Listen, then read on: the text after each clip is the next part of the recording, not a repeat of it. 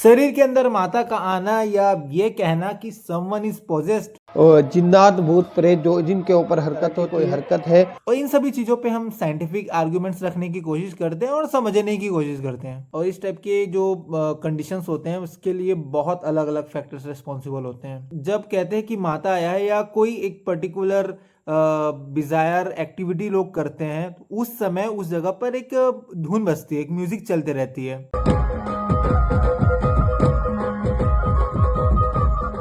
और यहाँ पर आइडिया आता है ब्रेन वेव इंट्रेनमेंट का। जब दिमाग एक्टिव होता है, अलर्ट होता है, तो उस टाइम बीटा वेव्स पर होता है। जब दिमाग म्यूजिक के वेव्स पर सिंक्रोनाइज करता है और जैसे ही दिमाग बीटा वेव्स से हटकर ये अल्फा या थीटा वेव्स की तरफ जाता है, डिसीजन या रैशनल थिंकिंग की जो एबिलिटी है वो कम होती है। और यही है अल्टर्ड स्टेट ऑफ कॉन्शियसनेस। और उस माहौल में ऑब्जर्व करोगे तो म्यूजिक के अलावा बहुत से चीजें हैं, जैसे लोगों की भीड़ या जो आग जल रहे हैं वहां। और ये सभी फैक्टर्स सेंसरी ओवरलोड के लिए रेस्पॉन्सिबल होते हैं, जो हमारे दिमाग के फ्रंटल लोब को इनएक्टिवेट करने स्टार्ट कर देता है, जो रेस्पॉन्सिबल होता है डिसीजन मेकिंग, लॉजिकल थिंकिंग या सेल्फ कंट्रोल के लिए। इससे एंडोर्फिन जो एक नेचुरल पेन किलर है, डोपामिन, ये सब रिलीज हो रहे हैं। इन फैक्टर्स के अलावा कि जो व्यक्ति है वो किस कंडीशन या किस माहौल में पला बढ़ा है, उसकी अपब्रिंगिंग कैसे हुई है, और वो जिन लोगों के आसपास रहता था उन लोगों की क्या मान्यताएं थी, और ये सब फैक्टर्स भी बहुत हद तक रिस्पॉन्सिबल है उस पर्टिकुलर व्यक्ति के कंडीशनिंग के लिए। और एक एक्सट्रीम पे वो लोग जो ये कहते हैं कि शरीर में भूत आ गया है और इसको झाड़ फूक से ठीक किया जा सकता है, और लोग ठीक भी हो जा रहे हैं। चुपचाप रहूंगा, कुछ नहीं करूंगा। बाप कुत्ते ऊपर जहन्नम में जा तू। कुछ नहीं करूंगा मैं, कुछ नहीं कर।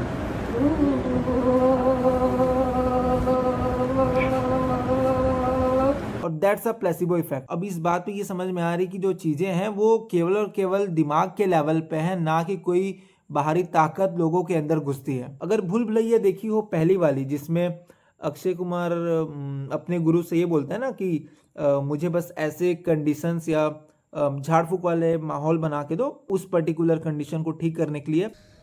उसके दिमाग पर काबू पाने के लिए मुझे आपके तंत्र मंत्र के हथियार लगेंगे। क्या आप भूत बाधा उतारने के लिए मुझे झाड़ फूक वाला माहौल तैयार करके देंगे?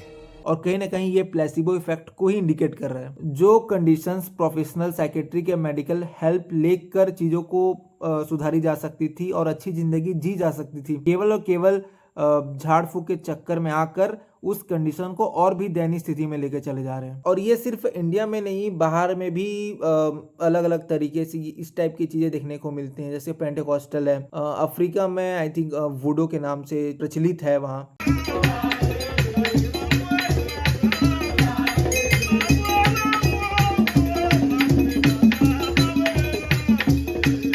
और वैसे ही जो ब्राजील वाला रीजन है उसमें उबांडा। Devotees as possession by supernatural beings.